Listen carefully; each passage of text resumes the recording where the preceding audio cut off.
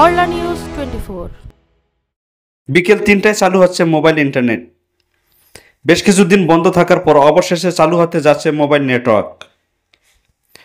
বিকেল ৩টা থেকে মোবাইল 4G ইন্টারনেট সেবা চালু হচ্ছে বলে জানিয়েছেন তথ্য প্রযুক্তি প্রতিমন্ত্রী জুনায়েদ আহমেদ পলক। রোববার ২৮শে জুলাই সকালে বিটিআরসি ভবনে অপারেটরদের সংগঠন association of mobile telecom operators of Bangladesh অ্যামটবের সঙ্গে এই বৈঠকে পরে কথা বলেন তিনি। পলক জানান, আজ 4G সেবা চালু হবে, পরবর্তীকালে 5G সেবাও চালু করা হবে। কোটা সংস্কার আন্দোলন ঘিরে স্থবির হয়ে যায় দেশ। এরই মধ্যে গত 17ই জুলাই রাতে মোবাইল ইন্টারনেট এবং 18ই জুলাই রাতে ব্রডব্যান্ড ইন্টারনেট বন্ধ করে দেওয়া হয়।